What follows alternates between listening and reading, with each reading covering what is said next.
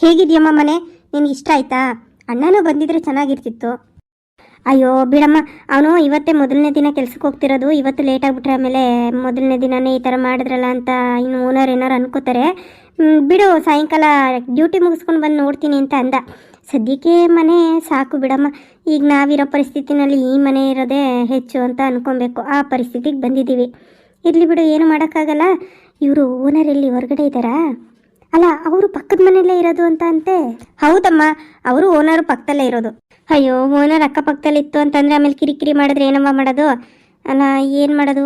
Owner ಒಳ್ಳೆಯವರಾ? ಏನು ಕತೆ? ನೋಡ್ಬೇಕಮ್ಮ. ಅದು ಹೇಗೆ ಗೊತ್ತಾಗುತ್ತೆ ಹೇಳು? ಇಲ್ಲಿಗೆ ಬಂದಮೇಲೆ ತಾನೇ ಗೊತ್ತಾಗೋದು. ಮನೆ ಎಲ್ಲ ನೋಡಿದ್ರೇನಮ್ಮ? ಮನೆ ಇಷ್ಟ ಆಯ್ತಾ ನಿಮಗೆ? ಹಾಂ ಹೌದು ಸರ್, ಮನೆ ತುಂಬ ಚೆನ್ನಾಗಿದೆ, ಸಾಕು ನಮಗೆ. ಅಲ್ಲ, ಇದಕ್ಕೆ ಬಾಡಿಗೆ ಗೀಡ್ಗೆ ಅಂತ ಎಲ್ಲ ಎಷ್ಟು ಹೇಳ್ತೀರಾ?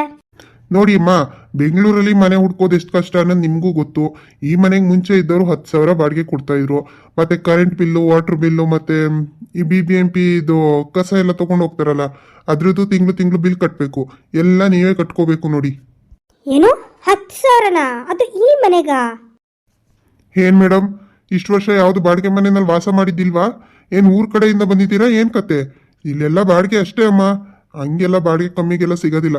ನೋಡಿ, 10,000 ಕೊಡ್ತಾ ಇದ್ರು. 10,000 ಕೊಡೋದಿದ್ರೆ ಇರಿ, ಇಲ್ಲ ಅಂತಂದ್ರೆ ಹೋಗಿ, ಪರವಾಗಿಲ್ಲ. ಬೇರೆಯವ್ರು ಬರ್ತಾರೆ. ಈಗ ಆಲ್ರೆಡಿ ಒಂದು 3-4 ಜನ ಬಂದು ನೋಡ್ಕೊಂಡು ಹೋಗಿದ್ದಾರೆ. ಯಾರಾದ್ರೂ ಒಬ್ರು ಬರ್ತಾರೆ ಬಿಡಿ. ಅಯ್ಯೋ ಸರ್, ಅದು ನಮಗೆ ತುಂಬ ಎಮರ್ಜೆನ್ಸಿನೇ ಇದೆ. ಅಲ್ಲ, ನಾವೇ ಬರ್ತೀವಿ. ಸ್ವಲ್ಪ ಬಾಡಿಗೆ ಒಂಚೂರು ಕಮ್ಮಿ ಮಾಡ್ಕೊಳ್ಳಿ. ಅಡ್ವಾನ್ಸೂ 3 ಲಕ್ಷ ಅಂತ ಹೇಳಿದ್ದೀರಾ. 3 ಲಕ್ಷ ಅಡ್ವಾನ್ಸು ಸ್ವಲ್ಪ ಜಾಸ್ತಿ ಆಯಿತು ಸರ್. ನೋಡಿ ಅಮ್ಮ, ಬೇಕಿದ್ರೆ ಅಡ್ವಾನ್ಸ್ ಬೇಕಿದ್ರೆ ಕಮ್ಮಿ ಮಾಡಿ, ಆದ್ರೆ ಬಾಡಿಗೆ ಮಾತ್ರ ಕಮ್ಮಿ ಮಾಡೋಕ್ಕಾಗಲ್ಲ. 10,000 ಮೇಲೆ ಕೊಡ್ತೀನಿ ಹೊರತು 10,000 ಕಮ್ಮಿ ಅಂತೂ ಬರೋದಿಕ್ ಸಾಧ್ಯನೇ ಇಲ್ಲ. ಏನಪ್ಪ ನೀನು ಇಷ್ಟೊಂದು ಬಾಡಿಗೆ ಹೇಳ್ತಾ ಇದೆಯಲ್ಲ? ಅಲ್ಲ, ನಾವು ಏನಂತ ಇಂಥ ಜನ ಅಲ್ಲ ಬಿಡು. ನಾವು ದೊಡ್ಡ ಶ್ರೀಮಂತರೇನೆ.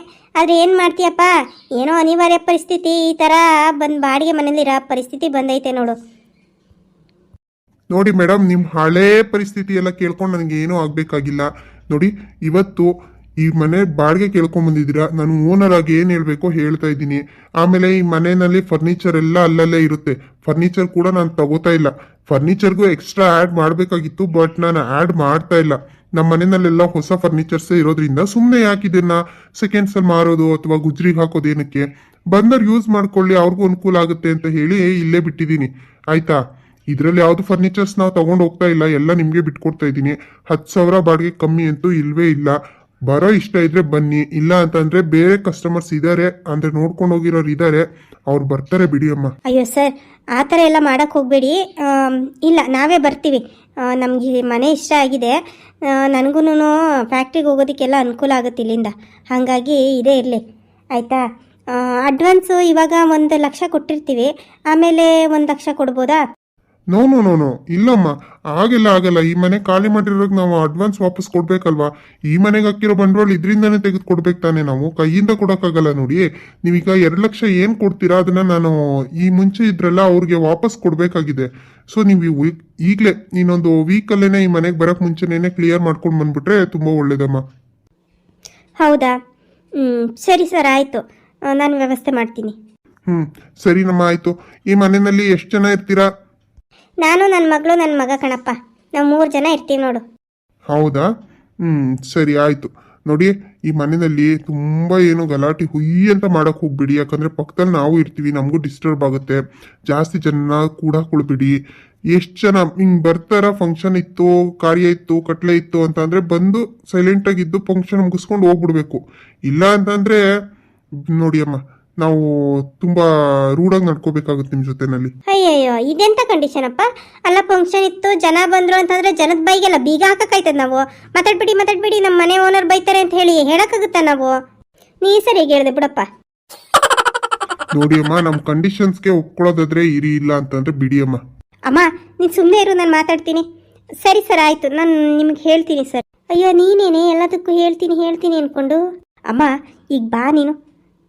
ಹಾಯ್ ಫ್ರೆಂಡ್ಸ್, ಅಂದರೆ ಮನೆ ಪಿಕ್ಚರ್ಸ್ ಬಂದು ಸ್ವಲ್ಪ ಚೇಂಜ್ ಆಗುತ್ತೆ. ಯಾಕಂದರೆ ನನ್ನ ಫೋನ್ ಹಾಳಾಗಿರೋದ್ರಿಂದ ಫೋನಲ್ಲಿ ಇದ್ದಿದ್ದು ಇಮೇಜಸ್ ಎಲ್ಲ ಹೊಟ್ಟೋಗ್ಬಿಟ್ಟಿದೆ. ಅದೇ ಥರ ಇಮೇಜ್ ನಾನು ಹುಡುಕ್ತೆ, ಬಟ್ ಸಿಗಲಿಲ್ಲ. ಹಾಗಾಗಿ ಬೇರೆ ಇಮೇಜ್ನ ತೊಗೊಂಡಿದ್ದೀನಿ. ಸೊ ಕನ್ಫ್ಯೂಸ್ ಆಗಬೇಡಿ. ಇನ್ಮೇಲೆ ಇವತ್ತಿಂದ ಡೈಲಿ ವೀಡಿಯೋ ಅಪ್ಲೋಡ್ ಮಾಡ್ತೀನಿ. ಫೋನ್ ಹಾಳಾಗಿರೋದ್ರಿಂದ 4-5 ದಿನದಿಂದ ವೀಡಿಯೋಸ್ ಮಾಡಿ ಹಾಕೋದಕ್ಕಾಗಿಲ್ಲ. Sorry friends. ಸರಿ ಹಾಗಾದ್ರೆ ಬನ್ನಿ ಕತೆ ಕಡೆ ಹೋಗೋಣ. ಅಂತೂ ಇಂತೂ ಮನೆ ಏನೋ ನೋಡ್ಕೊಂಬಂದು ಈಗ ಅಡ್ವಾನ್ಸ್ ಕೊಡೋದಕ್ಕೆ ಏನೇ ಮಾಡೋದು? 2 ಲಕ್ಷ ಅಂತಿದ್ದಾರೆ. ಅಲ್ಲ, ನಿಂತ ಕಾಲ ಮೇಲೆ 2 ಲಕ್ಷ ಕೇಳಿದ್ರೆ ಎಲ್ಲಿಂದ ತರೋಣ ಹೇಳು? ಅಮ್ಮ ನೋಡೋಣ ಇರು. ಈಗ ಎಲ್ಲಾದರೂ ಅಡ್ಜಸ್ಟ್ ಮಾಡಲೇಬೇಕು. ಅಟ್ಲೀಸ್ಟ್ ಮಾವನ ಹತ್ರನಾದರೂ ಒಂದು 2 ಲಕ್ಷ ಅಮೌಂಟ್ ಇಸ್ಕೊಂಡು ಬೇಕಾದ್ರೆ ಆಮೇಲೆ ಕೊಟ್ಟರಾಯ್ತು. ಇಲ್ಲ, ಮಾವನ ಹತ್ರ ಏನು ಕಮ್ಮಿ ಇದೆಯಾ ಅಮೌಂಟು? ಅಷ್ಟೊಂದೆಲ್ಲ ಇದೆ ಅಲ್ಲ, ಸ್ವಲ್ಪ ದುಡ್ಡು ಕೊಟ್ಟರೆ ನಮಗೂ ಅನುಕೂಲ ಆಗುತ್ತೆ. ನೋಡೋಣ ಇರು, ಕೇಳೋಣ. ಅಯ್ಯೋ, ನಿಮ್ಮ ಮಾವನ ಹತ್ರನಾ? ಬೇಡಮ್ಮ ಬೇಡ. ಮೊದಲೇ ನಿಮ್ಮ ಅತ್ತೆ ಕಿರಾತಕ್ಕಿ ಇದ್ದಂಗಿದ್ದಾಳೆ. ನಾವು ಈ ಮನೆಯಲ್ಲಿ ಬಂದಿರೋದೇ ಅವಳಿಗೆ ಸಹಿಸ್ಕೊಳ್ಳೋದಕ್ಕೆ ಆಗ್ತಾಯಿಲ್ಲ. ಇನ್ನು ದುಡ್ಡು ಕಾಸು ಕೊಡು ಅಂತಂದರೆ ಸಹಿಸ್ಕೋತಾಳ? ಬೇಡ ಬೇಡ, ನಿಮ್ಮ ಮಾವನೇನು ಕೇಳೋಕ್ಕೆ ಹೋಗ್ಬೇಡ. ಮಾವನ ಕೇಳಬೇಡ ಅಂತಂದರೆ ಇನ್ನು ಸದ್ಯಕ್ಕೆ ನಾನು ಈ ಕೆಲ್ಸಕ್ಕೆ ಸೇರಿ ಸೇವಿಂಗ್ಸ್ ಅಂತ ಏನೂ ಇಲ್ಲ. ಇನ್ನು ಅಣ್ಣನ ಹತ್ರ ಇದ್ದಿದ್ದೆಲ್ಲ ಕಳ್ಕೊಂಬಿಟ್ಟಿದ್ದಾನೆ. ಈಗ ಅವನು ಕೆಲ್ಸಕ್ಕೆ ಸೇರ್ತಿದ್ದಾನೆ. ಯಾರು ಕೊಡ್ತಾರಮ್ಮ ಲಕ್ಷಗಟ್ಟಲೆ? ಸದ್ಯಕ್ಕೀಗ ಮಾವನ ಹತ್ರನೇ ಕೇಳಬೇಕು. ಒಂದು ಕೆಲಸ ಮಾಡು, ಈ ನನ್ನ ಕತ್ತಲ್ಲಿದೆಯಲ್ಲ ಈ ಸರ ಕೊಟ್ಬಿಡ್ತೀನಿ, ಇದನ್ನ ಮಾರು. ಈಗ ಚಿನ್ನದ ಬೆಲೆನೂ ತುಂಬ ರೇಟಲ್ಲೇ ಐತೆ, ಹೋಗುತ್ತೆ. ಒಂದು 2 ಲಕ್ಷದ ಮೇಲೆ ಏನು 3-4 ಲಕ್ಷ ಸಿಗುತ್ತೆ. ಇಲ್ಲ ಅಂತಂದ್ರೂ ಇದು ಒಂದು 30-35 ಗ್ರಾಮ್ ಇರಬೇಕು. ಗಟ್ಟಿಮುಟ್ಟಾಗಿ ಮಾಡಿಸ್ಕೊಂಡಿದ್ದೆ ಆ ಕಾಲದಲ್ಲೇ. ನೋಡು, ಇಷ್ಟು ದಿನದಲ್ಲಿ ಯಾವತ್ತೂ ಈ ಥರ ಪರಿಸ್ಥಿತಿ ಬಂದಿಲ್ಲ. ಇವತ್ತು ನೋಡು, ಕತ್ತಲ್ಲಿರೋ ಸರ ಬಿಚ್ಚಿ ಮಾರಿ ಜೀವನ ಮಾಡೋ ಪರಿಸ್ಥಿತಿ ಬಂದ್ಬಿಟ್ಟಿದೆ ನಮಗೆ. ಏನು ಮಾಡೋಕ್ಕಾಗಲ್ಲ ಬಿಡಮ್ಮ. ಹೋಗಲಿ, ಈ ಸರ ನಾನು ಕೊಡ್ತೀನಿ, ತೊಗೊಂಡೋಗ್ಬಿಟ್ಟು ಮಾರೇ ಬಿಡು. ಅಡ ಇಡೋದೇನು ಬೇಡ, ಮಾರಿಬಿಟ್ಟು ಅದು ಎಷ್ಟು ಬರುತ್ತೆ ದುಡ್ಡು ತಗೋ. ಈಗ ಮನೆಗೆ ಹೋದ್ರೂ ಸದ್ಯದ ಪರಿಸ್ಥಿತಿನಲ್ಲಿ 1 ತಿಂಗಳು ಮಟ್ಟಿಗಾದರೂ ಊಟ ತಿಂಡಿಗೆ ಎಲ್ಲ ವ್ಯವಸ್ಥೆ ಮಾಡ್ಕೋಬೇಕಲ್ವಾ? ಅದಕ್ಕೆಲ್ಲ ಬೇಕಲ್ಲ ಸ್ವಲ್ಪ ದುಡ್ಡು ಕಾಸು. ಇರಲಿ, ತಗೊಂಡೋಗಿ ಮಾರಿಬಿಡು. ಅಯ್ಯೋ ಅಮ್ಮ, ಅಲ್ಲ, ತುಂಬ ಇಷ್ಟಪಟ್ಟು ಮಾಡಿಸ್ಕೊಂಡಿದ್ದು ಸರ ಅಲ್ವಾ? ಇವಾಗಿನ ಬೆಲೆಯಲ್ಲಿ ಚಿನ್ನನ ಕೊಂಡೋಕ್ಕಂತೂ ಆಗಲ್ಲ. ಇರೋ ಚಿನ್ನನ ಕಳ್ಕೊಳ್ಳೋದಕ್ಕೆ ಬೇಡಮ್ಮ. ನನಗೆ ಯಾಕೋ ಬೇಡ ಅಂತ ಅನ್ನಿಸ್ತಿದೆ. ನೋಡೋಣ ಇರು, ಅತ್ತೆಗೆ ಗೊತ್ತಿಲ್ದಂಗೆ ಒಂದು 2 ಲಕ್ಷ ರೂಪಾಯಿ ಅಮೌಂಟ್ ಇಸ್ಕೊಳ್ಳೋಣ. ಇನ್ನು ಬಾಡಿಗೆ ಕಟ್ಟೋಕ್ಕೇನು ತೊಂದರೆ ಇಲ್ಲ. ಈಗ ನಾನು ಕೆಲ್ಸಕ್ಕೆ ಸೇರ್ಕೊಂಡಿದ್ದೀನಿ, ಅಣ್ಣನೂ ಕೆಲ್ಸಕ್ಕೆ ಹೋಗ್ತಿದ್ದಾನೆ, ಹೆಂಗೋ ಜೀವನ ನಡೆಯುತ್ತೆ. ಏನಮ್ಮ ಶರ್ಮಿಳಾ, ಏನಿವತ್ತು ಕೆಲ್ಸಕ್ಕೆ ಹೋಗ್ಲಿಲ್ವಾ? ರಜಾ ಹಾಕ್ಕೊಂಡಿದೀಯಾ? ಅದು ಅತ್ತೆ, ಕೆಲ್ಸಕ್ಕೇನು ಹೋಗಿಲ್ಲ ಅತ್ತೆ, ಇವತ್ತು ರಜಾ ಹಾಕಿದ್ದೀನಿ. ಮನೆ ನೋಡಬೇಕಿತ್ತಲ್ಲ, ಹಾಗಾಗಿ ಮನೆ ಹತ್ರ ಹೋಗಿದ್ದು. ಓ ಹೌದಾ, ನೋಡ್ಕೊಂಬಂದ್ರಾ? ಮನೆ ಇಷ್ಟ ಆಯಿತು ಅನಿಸುತ್ತೆ. ಅಲ್ಲ, ಸಾಮಾನೆಲ್ಲ ಏನೂ ಇಲ್ಲ, ಇರೋದೊಂದಷ್ಟು ಬ್ಯಾಗ್ಗಳಲ್ವಾ, ಏನು ತೊಂದರೆ ಆಗಲ್ಲ ಬಿಡು, ಆಟೋದಲ್ಲಿ ತೊಗೊಂಡೋಗ್ಬೋದು. ಹಾಂ, ಅದಕ್ಕೆ ತಗೊಂಡೋಗ್ತೀವಿ, ಏನು ತೊಂದರೆ ಇಲ್ಲ. ಇವತ್ತೇ ಹೋಗ್ತಾ ಇದ್ದೀರಾ ಅಥವಾ ನಾಳೆ ಹೋಗ್ತೀರಾ? ಅಯ್ಯೋ ಅತ್ತೆ, ಅದು ಅಡ್ವಾನ್ಸ್ ದುಡ್ಡೆಲ್ಲ ಕೊಡಬೇಕು. ಅಡ್ವಾನ್ಸ್ ಎಲ್ಲ ಕೊಟ್ಟು ಅಗ್ರಿಮೆಂಟ್ ಆದಮೇಲೆ ಬನ್ನಿ ಅಂತ ಹೇಳಿದ್ದಾರೆ. ಇನ್ನೊಂದು 2 ದಿನ ಆಗುತ್ತೆ ಅತ್ತೆ. ಓ ಹೌದಾ, ಇನ್ನೂ 2 ದಿನ ಆಗುತ್ತಾ? ಸರಿ ಆಯಿತು, ಪರವಾಗಿಲ್ಲ. ನನಗೊಂದು ಸ್ವಲ್ಪ ಕೆಲಸ ಇದೆ, ಬರ್ತೀನಿ ರೀ. ಶರ್ಮಿಳಾ, ಲಕ್ಷ್ಮು, ಅಣ್ಣ ನಿನ್ ಮನೆಯಲ್ಲ ಇದೆಯಾ? ನಾನೆಲ್ಲ ಹೊರಗಡೆ ಹೋಗಿದ್ದೀಯೇನೋ ಅಂತ ಅನ್ಕೊಂಡಿದ್ದೆ. ಅಲ್ಲಮ್ಮ, ನಾನು ಬೆಳಿಗ್ಗೆಯಿಂದ ನೋಡ್ತಾ ಇದ್ದೀನಿ, ಎಲ್ಲೋ ಬಿಟ್ಟಿದ್ರಿ ನೀವು? ಅಲ್ಲ, ನಾನು ಇವಳಿಗೂ ಕೇಳಿದೆ, ನಮ್ಮ ಮನೆಯೊಳಗೆ. ಅವಳು ಗೊತ್ತಿಲ್ಲ ರೀ ಎಲ್ಲೋದ್ರು ಅಂತವಾ ಅಂತ ಅಂದ್ಲು. ಅಯ್ಯೋ ಅಣ್ಣ, ನಾವು ಅದಕ್ಕೆ ಹತ್ರ ಹೇಳೋಗಿದ್ವಲ್ಲ. ಅದೇ ಅಣ್ಣ, ನಾನು ಹೇಳಿದ್ನಲ್ಲ, ಒಂದು ಮನೆ ಇದೆಯಂತೆ, ಅಲ್ಲೇ ನೋಡ್ಕೊಂಡು ಅಲ್ಲಿಗೆ ಶಿಫ್ಟ್ ಆಗ್ತೀವಿ ಅಂತ. ಅದೇ ಮನೆ ನೋಡೋದಕ್ಕೆ ಹೋಗಿದ್ದು. ಪರವಾಗಿಲ್ಲ ಅಣ್ಣ, ಮನೆ ಏನಂತ ಹೇಳ್ಕೊಳ್ಳೋ ಥರ ಏನಿಲ್ಲ, ಪರವಾಗಿಲ್ಲ, ಚಿಕ್ಕದಾಗಿದೆ. ಈಗ ಸದ್ಯಕ್ಕೆ ನಮಗೆ ಸಾಕಾಗುತ್ತೆ ಅಂತ ಅಂದ್ಕೊಂಡು ಅದಕ್ಕೆ ಈಗ ಮನೆಗೆ ಅಡ್ವಾನ್ಸ್ ಎಲ್ಲ ಕೊಟ್ಬಿಟ್ಟು ಆಮೇಲೆ ಅಗ್ರಿಮೆಂಟ್ ಮಾಡಿಸ್ಕೊಂಡು ಅಲ್ಲಿಗೆ ಶಿಫ್ಟ್ ಆಗೋಣ ಅಂತ ಅಂದ್ಕೊಂಡಿದ್ದೀನಣ್ಣ. ಏನು, ಮನೆ ನೋಡೋದಿಕ್ಕೆ ಹೋಗಿದ್ಯಾ? ಅಲ್ಲಮ್ಮ, ನನ್ಗೊಂದು ಮಾತು ಹೇಳಿದ್ರೆ ನಾನು ಜೊತೆನಲ್ಲಿ ಬರ್ತಿದ್ನಲ್ಲ. ಅಲ್ಲ, ಈಗ ನೀವಿಬ್ರೇ ಹೋಗಿ ಅದು ಏನು ಮಾತಾಡಿದ್ರೋ ಏನೋ. ನಾನು ಬಂದಿದ್ರೆ ಒಂಚೂರು ಸುತ್ತಮುತ್ತ ಎಲ್ಲ ವಿಚಾರಿಸ್ಕೊಂಡು ಮನೆ ಹೇಗೆ ಎತ್ತ ಅಂತ ತಿಳ್ಕೊಂಡು ಓನರ್ಗೂ ಒಂಚೂರು ಹೇಳ್ಬಿಟ್ಟು ಬರುವೆ. ನೋಡಪ್ಪ, ಹಂಗೆಲ್ಲ ಗಲಾಟಿ ಮಾಡಬೇಡ ಅಂತ. ಹಿಂಗೆ ಓನರು ಒಳ್ಳೆಯವರಾ? ಹ್ಞೂ ಮಾವ, ಓನರ್ ಒಳ್ಳೆಯವರೇನೆ. ಬಾಡಿಗೆಗೆ 10,000 ಬಾಡಿಗೆ ಹೇಳ್ತಿದ್ದಾರೆ ಮಾವ. ಈಗ ಬೆಂಗಳೂರಲ್ಲಿ ಬಾಡಿಗೆ ಸ್ವಲ್ಪ ಜಾಸ್ತಿನೇ ಅಲ್ವಾ, ಏನು ಮಾಡೋಕ್ಕಾಗುತ್ತೆ. ಸದ್ಯಕ್ಕೆ ಅಲ್ಲೇ ನೋಡೋಣ ಅಂತ ಅಂದ್ಕೊಂಡಿದ್ದೀವಿ. ಓ, 10,000 ಹೇಳಿದಾರಾ? ಆಮೇಲೆ ಅಡ್ವಾನ್ಸ್ ಎಲ್ಲ ಎಷ್ಟು ಕೇಳಿದನಮ್ಮ? ಅಡ್ವಾನ್ಸ್ ಮಾವ 3 ಲಕ್ಷ ಹೇಳಿದರು. ಆಮೇಲೆ ಅಷ್ಟೊಂದೆಲ್ಲ ಕೊಡೋಕ್ಕಾಗಲ್ಲ ಅಂದಿದ್ದಕ್ಕೆ ಮಿನಿಮಮ್ 2 ಲಕ್ಷ ಕೊಡಲೇಬೇಕು ಅಂತ ಹೇಳಿದ್ದಾರೆ. ನಾವು ಸ್ವಲ್ಪ ಟೈಮ್ ಕೊಡಿ ಅಂತ ಕೇಳ್ದೋ. ಬಟ್ ಅವರು ಈಗ ಮನೆ ಖಾಲಿ ಮಾಡ್ತಿದ್ರಲ್ಲ, ಅವ್ರಿಗೆ ರಿಟರ್ನ್ ಅಡ್ವಾನ್ಸ್ ದುಡ್ಡು ಕೊಡಬೇಕು. ಈಗ ಅದೆಲ್ಲ ಮಾಡೋಕ್ಕಾಗಲ್ಲಮ್ಮ, ನಮ್ಗೆ ಅಡ್ವಾನ್ಸ್ ಕೊಟ್ಬಿಡಿ ಅಂತ ಹೇಳಿದರು. ಸರಿ ಆಯಿತು ಅಂತ ಅಂದ್ಕೊಂಡು ಬಂದೋ ಮಾವ. ಏನು, 2 ಲಕ್ಷನಾ? ಸರಿ ಆಯ್ತು ಬಿಡಮ್ಮ, 2 ಲಕ್ಷ ತಾನೇ, ನಾನು ಕೊಡ್ತೀನಿ ಬಿಡು. ಅಯ್ಯೋ ಮಾವ, ಬೇಡ ಮಾವ, ದುಡ್ಡು ಅಡ್ಜಸ್ಟ್ ಆಗಿದೆ. ಏನು, ದುಡ್ಡು ಅಡ್ಜಸ್ಟ್ ಆಗಿದೆಯಾ? ಎಲ್ಲಿತ್ತಮ್ಮ ದುಡ್ಡು? ನಿನ್ನ ಹತ್ರ ಇತ್ತಾ?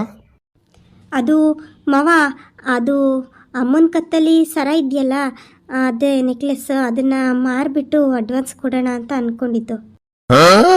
ಏನು, ನಿಮ್ಮ ಅಮ್ಮನ ಕತ್ತಲ್ಲಿರೋ ಸರನ ಮಾರಿ ನೀವು ಮನೆಗೆ ಹೋಗ್ಬೇಕಾ? ಛೇ, ಅಲ್ಲಮ್ಮ, ನಾನು ಇನ್ನೂ ಬದುಕಿದ್ದೀನಮ್ಮ. ನನ್ನ ತಂಗಿಗೆ ನಾನು ಎಷ್ಟು ಸಹಾಯ ಮಾಡಲ್ವಾ? ಇವತ್ತು ನಾನು ಈ ಸ್ಥಾನದಲ್ಲಿದ್ದೀನಿ ಅಂತಂದರೆ ಅದಕ್ಕೆ ನನ್ನ ತಂಗಿನೂ ಕಾರಣ ಅಲ್ವಾ? ಅಣ್ಣ, ಅದು ಹಾಗಲ್ಲ ಅಣ್ಣ. ಮೊದಲೇ ಅದಕ್ಕಿಗೆ ನಮಗೇನು ಮಾಡೋದು ಇಷ್ಟ ಆಗಲ್ಲ. ಸೊ ನೀನು ಈಗ ಅದೆಲ್ಲನೂ ವಹಿಸ್ಕೊಂಬಿಟ್ಟೆ ಅಂತಂದರೆ ಇದ್ದಿದ್ದು ಕೋಪ ಜಾಸ್ತಿ ಆಗುತ್ತೆ. ಸುಮ್ಮನೆ ಮನಸ್ತಾಪಗಳೇ ಯಾಕೆ?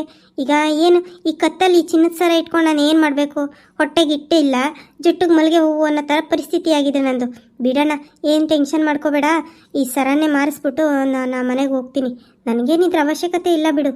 ನೋಡಮ್ಮ, ಅವಳು ಏನಾದರೂ ಅನ್ಕೊಳ್ಳಿ, ಸಂಪಾದನೆ ಮಾಡಿದ್ರೆ ನಾನು ನನ್ನ ತಂಗಿಗೆ ಸ್ವಲ್ಪನೂ ಕೊಡೋಕ್ಕಾಗಲ್ಲ ಅಂತಂದರೆ ಅದಿತ್ತು ಪ್ರಯೋಜನ ಏನು ಹೇಳು? ನೋಡು, ನಾನು ಕೊಡ್ತೀನಿ. ಅದು ಯಾವ ಮನೆ ಏನು ಎತ್ತ ಓನರ್ನೆಲ್ಲ ನನಗೆ ಪರಿಚಯ ಮಾಡಿಸ್ಕೊಡು. ನಾನು ಒಂದು ಸ್ವಲ್ಪ ಮಾತಾಡ್ತೀನಿ ಅವ್ರ ಜೊತೆನಲ್ಲಿ.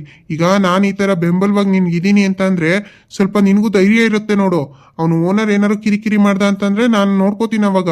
ನೋಡು, ಬಾ, ಬೇಕಿದ್ರೆ ನಾನು ಬರ್ತೀನಿ. ದುಡ್ಡು ಕೊಟ್ಬಿಟ್ಟು ಅದೇನಿದೆ ವ್ಯವಹಾರ ಮಾತಾಡಿಕೊಂಡು ಅಗ್ರಿಮೆಂಟ್ ಮಾಡಿಸ್ಕೊಂಬರೋಣ. ನೀನು ನಿಮ್ಮ ಅದಕ್ಕೆ ಬಗ್ಗೆ ಎಲ್ಲ ಚಿಂತೆ ಮಾಡ್ಬೇಡ ಕಣಮ್ಮ. ನಾನು ಇದೀನಲ್ಲ, ನಾನು ಹೇಳ್ತೀನಿ ಅವಳಿಗೆ. ಅವಳು ಏನಾದರೂ ಉಸಿರು ಬಿಡ್ಲಿ, ಮಾಡ್ತೀನಿ ಅವಳಿಗೆ. ಅಲ್ಲ, ನಾನು ಸಂಪಾದನೆ ಮಾಡಿರೋದು ಇಷ್ಟೆಲ್ಲನೂ ಅವಳೇನ ಅವ್ರ ಅಪ್ಪ ಮನೆಯಿಂದ ಎತ್ಕೊಂಬಂದಿಲ್ಲ ಬಿಡು ಅದೆಲ್ಲನೂ. ಯಾಕಮ್ಮ ಶರ್ಮಿಳಾ, ಇವತ್ತು ಆಫೀಸ್ಗೆ ಹೋಗಿಲ್ಲ ನೀನು?